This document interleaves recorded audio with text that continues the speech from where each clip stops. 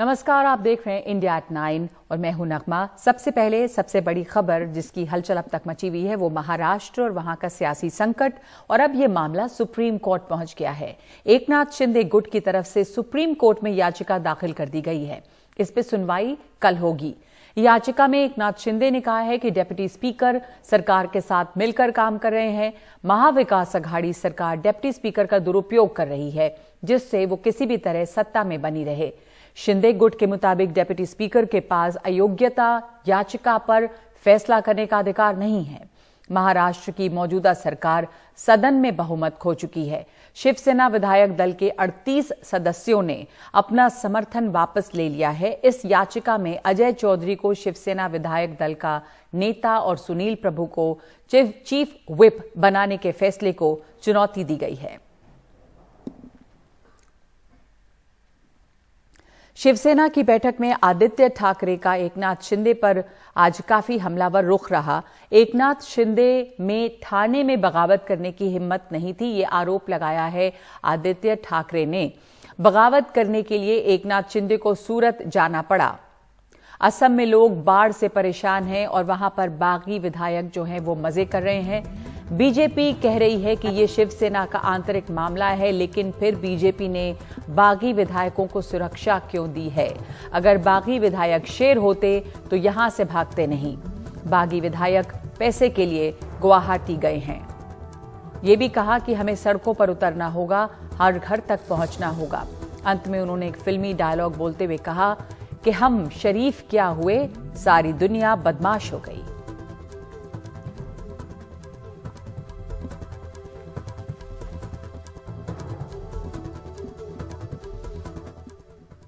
महाराष्ट्र के राज्यपाल भगत सिंह कोश्यारी ने डीजीपी रजनीश सेठ को यह निर्देश दिया है कि बागी विधायकों और उनके परिवार को पर्याप्त पुलिस सुरक्षा दी जाए। कल ही शिवसेना के बागी नेता एकनाथ शिंदे ने यह आरोप लगाया था कि बागी विधायकों को सुरक्षा नहीं दी जा रही और सुरक्षा हटाने का आरोप लगाया गया था।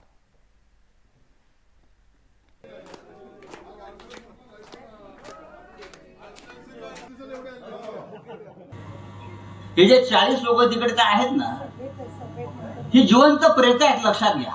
हे मुर्दे आहेत, त्यांच्या बॉड्या इकडे येणार आहेत, त्यांचा आत्मा मेलेला आहे, लटपटतायत तिकडे।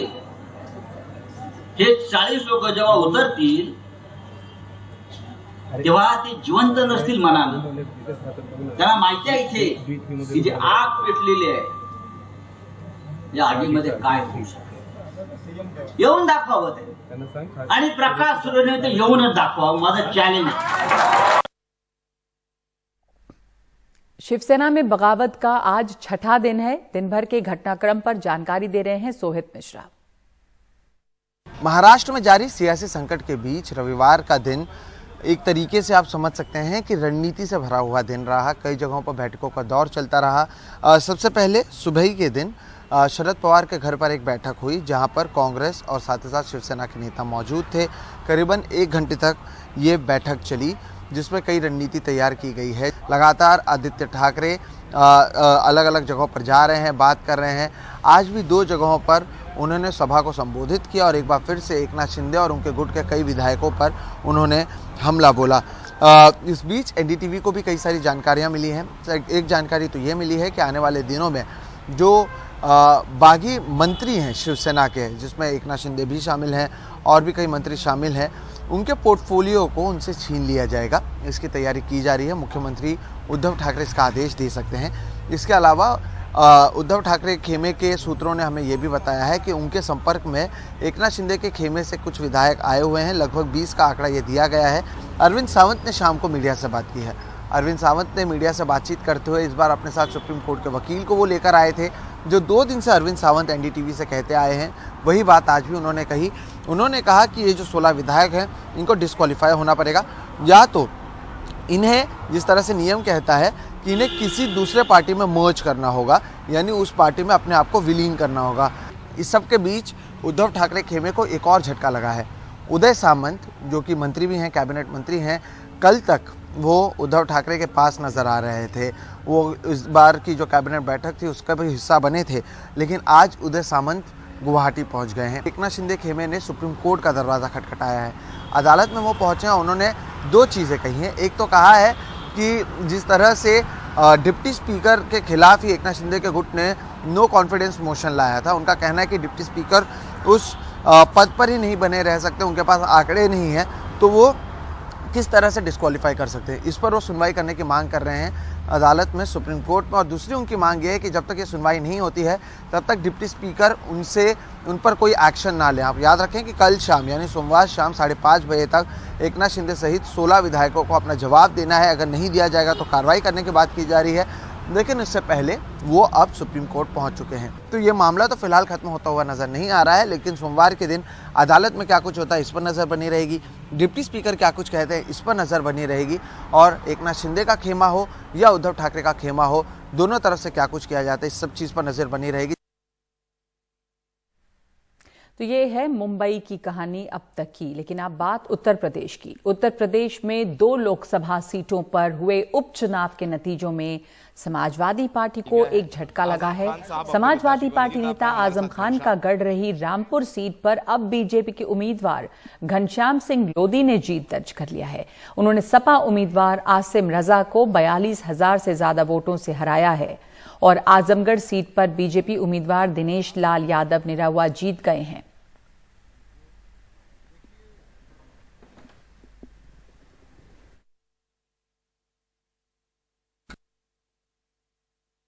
कड़ा टक्कर तो था, मुकाबला आखिरी तक चला, आपने देखा ही, मतलब आखिरी बॉल तक कह सकते हैं कि मैच चला है। लेकिन जनता ने चुना कि कमल खिलाएंगे और आजमगढ़ के विकास के साथ जाएंगे। मेरे पास पूरा समय है, मैंने इसकी बड़े अच्छे से तैयारी की है। मैं लगभग 12 फिल्में ऑलरेडी बना के तैयार कर चुका हूं, जो आने वाले 2 साल तक वो रिलीज होती रहेगी और मुझे ये आजमगढ़ छोड़ के जाने की आवश्यकता नहीं पड़ेगी कि अरे फिल्म करना है, ऐसा नहीं है। 12 फिल्में पूरी तरह तैयार करके आया हूं, तो मुझे आजमगढ़ में अभी काम करना है, यहां से जाना नहीं है। और योगी आदित्यनाथ ने इस जीत पर कहा कि डबल इंजन की सरकार ने डबल जीत हासिल की है। डबल इंजन की सरकार ने डबल जीत उत्तर प्रदेश के अंदर इस उपचुनाव में हासिल की है। दोनों चुनौतीपूर्ण लड़ाई को भारतीय जनता पार्टी ने जीत में बदल करके 2024 के लिए एक दूरगामी संदेश दे दिया है। रामपुर में सपा उम्मीदवार की हार आजम खान के लिए एक बड़ा झटका है। आजम खान से बात की है मेरे सहयोगी सौरभ शुक्ला ने। सर, सबकी नजरें जैसा हमने कहा कि रामपुर में बहुत ज्यादा थी। दिन भर लोग यही सवाल पूछ रहे थे, रामपुर में क्या हो रहा है, क्योंकि आप यहां पर हैं और अब बीजेपी बहुत ग्रैंड सेलिब्रेशन कर रही है कि उन्होंने आसिम राजा साहब सपा को नहीं हराया, उन्होंने आजम खान को हरा दिया है। एक व्यक्ति की हार लोकतंत्र की हार नहीं हो सकती। मुझे हराकर उन्हें वो खुशी नहीं मिलेगी जो एक सिस्टम को हराकर उन्हें खुशी मिली है। वो इस बात से नाहक खुश हैं कि उन्होंने मुझे हरा दिया है। उन्होंने यहाँ की शराफत को हराया है, लोगों की बेबसी को हराया है, लोगों की कमज़ोरी को हराया है, लोगों की गरीबी को हराया है, लोगों की क़ुव्वत बर्दाश्त को हराया है। जीता क्या है? घृणा, नाइंसाफ़ी, जुल्म, और जुल्म भी बेपनाह जुल्म, आतंक, तबाही और बर्बादी, लूट खसोट। अगर इसको जीत कहते हैं और इसे अपनी खुशी मानते हैं तो उन्हें इस पर शर्मिंदा होना चाहिए। सारा नंगा नाच आपकी सबकी आंखों ने देखा है। ये अलग बात कि ज़्यादातर आंखें बंद हो गईं, लेकिन एक आध आंख तो खुली रही।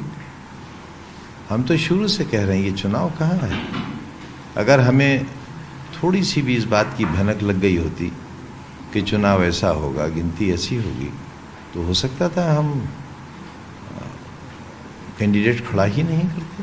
सर, अभी जब आप कार्यकर्ताओं से बात कर रहे थे तो आप कार्यकर्ताओं को समझा भी रहे थे और बता भी रहे थे किस तरीके से आप कह रहे थे कि मतदान वाले दिन वोट नहीं डालने दिया गया। हमारे जो दर्शक सुन रहे हैं उनको भी बताइए, ताकि वो आपकी बात जो आपका देखिए, मत है वो सब वोट तो इस तरह नहीं डालने दिया गया कि जो वोट डला है उनकी हिम्मत को और उनके हौसले को सलाम करते हैं, सैल्यूट करते हैं। जितना मार सकते थे, जितना अपमानित कर सकते थे, जितना महिलाओं को, बुजुर्गों को दौड़ा सकते थे, गालियां दे सकते थे, जितनी गलीज भाषा का इस्तेमाल हो सकता था, न सुनाएं आप, न दिखाएं आप, वो आपकी मर्जी है। दाढ़ियों पर हाथ डाले गए, टोपियों पर हाथ डाले गए, ठोकरों से मारा गया। फोटो छपे हैं ठोकरों से मारते हुए, इंस्पेक्टर साहब ठोकरों से मार रहे हैं और गला दबा रहे हैं, गला घोट कर उसको, और एलानिया कह रहे हैं बस्तियों में जाकर के खबरदार कोई वोट डालने नहीं निकले। लिहाजा पूरी बस्तियां वोट डालने नहीं निकली। तो आखिर आज़ादी का क्या हिस्सा मिला हमको? आज़ादी के बाद जो कड़वा जीवन हम गुजार रहे हैं इस वक्त, और जितने आजिज़ हैं अपने आप से, जितने परेशान हैं, जितने दुखी हैं, तो क्या सिर्फ एक ख़ास धर्म का होने की वजह से हमारे साथ ही घिरना है? चुनाव के दिन आधार कार्ड से वोट सिर्फ मुसलमानों को नहीं डालने दिया गया, सिर्फ मुसलमानों को ही 151 में बंद किया गया, सिर्फ मुसलमानों पर ही डंडे पड़े, सिर्फ मुसलमानों ही की टोपी और दाढ़ी पर हाथ गया, सिर्फ मुसलमानों पर ही ठोकरें मारी गई। आप कोई एक नाम बता दीजिए, पूरे ज़िले में कोई एक इंसिडेंट ऐसा बता दीजिए जो इस बदनसीब मुसलमान के अलावा भी किसी पर गुजरा हो।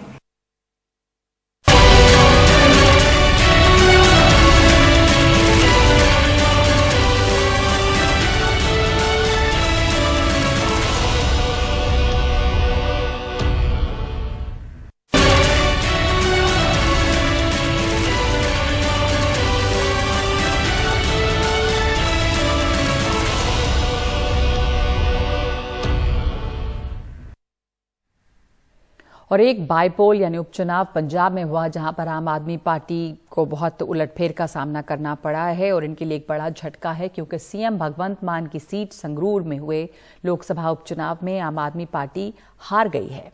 अकाली दल अमृतसर गुट के उम्मीदवार सिमरनजीत सिंह मान ने आप के गुरमेल सिंह को 7,000 से ज्यादा वोटों से हराया है। पंजाब में आम आदमी पार्टी के लिए एक बड़ा झटका। विधानसभा चुनाव में जबरदस्त जीत के कुछ ही महीनों बाद लोकसभा उपचुनाव में आम आदमी पार्टी को हार का सामना करना पड़ा है। संगरूर से शिरोमणि अकाली दल अमृतसर के प्रमुख सिमरनजीत सिंह मान ने जीत दर्ज की है। ये सीट भगवंत मान के मुख्यमंत्री बनने के बाद खाली हुई थी। इस सीट पर भगवंत मान 2014 और 2019 में मोदी लहर के बावजूद जीते थे।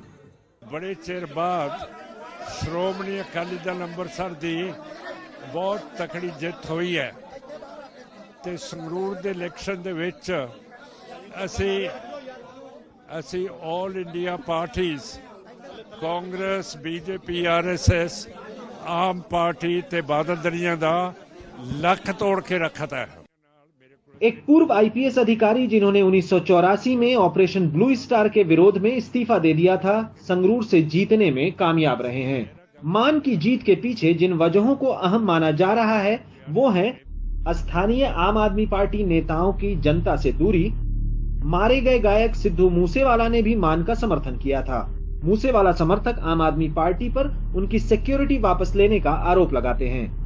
आम आदमी पार्टी ने एक कमजोर उम्मीदवार को भी उतारा।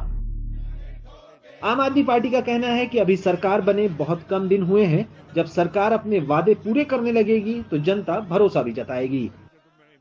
हमारा मानना है कि जब पंजाब की सरकार के काम शुरू होंगे, जमीन पे वो काम आने वाले 6 महीने में दिखने लगेंगे, तो जनता हमें आशीर्वाद देगी। मुख्यमंत्री भगवंत मान का करिश्मा हो और हमारे एक दूसरे साधारण कार्यकर्ता हो, तो उसके अंदर तो फर्क रहता है। मान साहब की पॉपुलैरिटी के साथ हम किसी को कंपेयर नहीं कर सकते, मगर इतना जरूर है कि ये जो चूक हुई है ये ना होती तो अच्छा था। वहीं भगवंत मान ने ट्वीट कर लिखा है कि जनता का भरोसा सर माथे पर है, मैं आगे भी मेहनत करूंगा। आज के उपचुनाव के नतीजे बादल परिवार के नेतृत्व वाली शिरोमणि अकाली दल के लिए कुछ खास नहीं रहे। लेकिन शिरोमणि अकाली दल अमृतसर के प्रमुख सिमरनजीत सिंह मान का एक सांसद बनना कहीं न कहीं ये भी दर्शाता है कि पंजाब में आज भी पंथक सियासत की एक अपनी जगह है। चंडीगढ़ से मोहम्मद गजाली, एनडीटीवी इंडिया।